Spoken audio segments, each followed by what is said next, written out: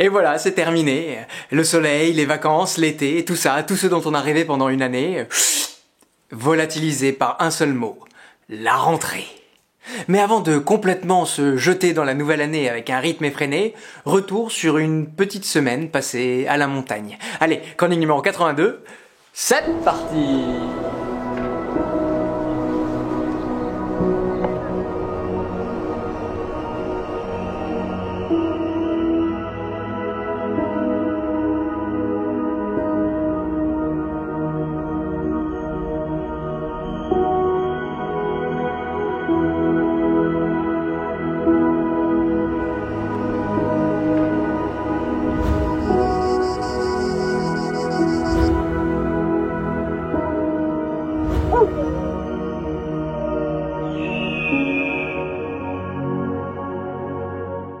Le truc quand tu marches en montagne, c'est que t'as toujours un paysage magnifique, mais t'as plutôt intérêt à regarder tes pieds.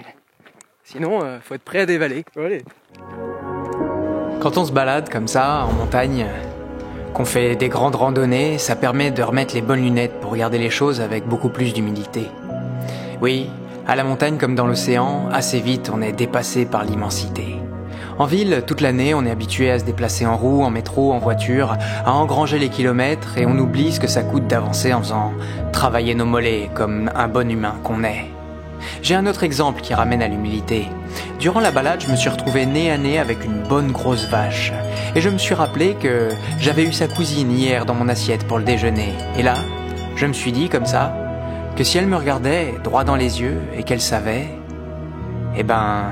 avec ses cornes de 30 cm et ses 1000 kilos en un coup de tête, c'était plié. Alors je suis pas encore végétarien, mais la prochaine fois que je la regarderai dans les yeux, je lui dirai merci. Merci pour ton bon lait.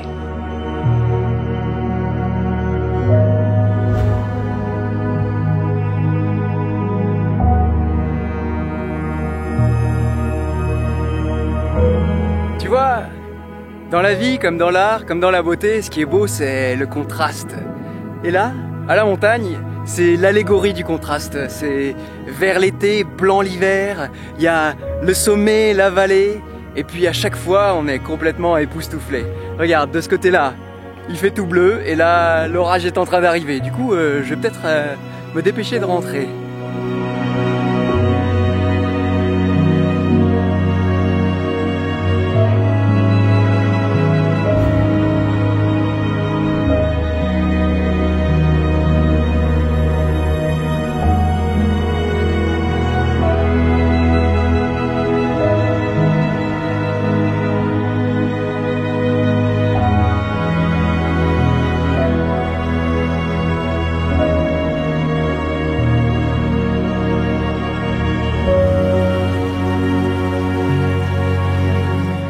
C'était joli, j'avais sorti le drone, il y avait un parapente qui s'apprêtait à décoller et puis soudainement le vent a tourné, c'était l'orage qui était en train d'arriver.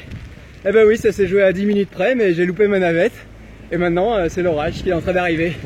C'est pas grave, c'est l'aventure. Alors je te donne rendez-vous quand le soleil sera revenu ou alors à la semaine prochaine à Paris, au chaud. D'ici là, amuse-toi bien, profite et n'oublie pas d'aller t'abonner. C'est ce qu'on appelle prendre l'eau. Enfin, nous revoilà à Paris, au sec, au chaud. Et même après un court instant, un court passage à la montagne, je dois dire qu'en revenant, j'ai été submergé par tout un tas de souvenirs que j'avais mis de côté. Tous les souvenirs de l'année passée, ensemble, partagés. Et je dois dire que maintenant, en particulier, même si je t'ai déjà dit que j'adorais la rentrée, j'ai hâte de savoir de quoi cette année va se chauffer. Et de le partager. D'ailleurs, on parle souvent de la rentrée avec beaucoup de nostalgie, comme si on voulait pas la quitter et revenir à d'autres vies normales, mais moi, ma vie normale, je l'adore, et y revenir me fait réaliser à quel point j'ai de la chance de l'avoir. Marcher dans les rues de Paris, lever le nez, rentrer à la maison et être avec ma famille, penser, réfléchir, découvrir chaque semaine un nouveau sujet et le partager. Franchement, pour moi, je dois dire, la rentrée, quel pied! Alors les vacances, oui, un peu, c'est fait pour se reposer, ou pour voyager, ou pour voir ses amis, ou sa famille. Mais en vrai, ça sert à faire autre chose que le reste de l'année. Pour prendre de la hauteur, du recul, pour changer son regard de direction, le faire s'exercer à voir des nouvelles choses et pouvoir revenir, après, avec un œil neuf, frais, à ce qu'on aime faire le reste de l'année. Et c'est pour ça que je te dis, belle rentrée, et à la semaine prochaine pour une nouvelle vidéo et un nouveau sujet.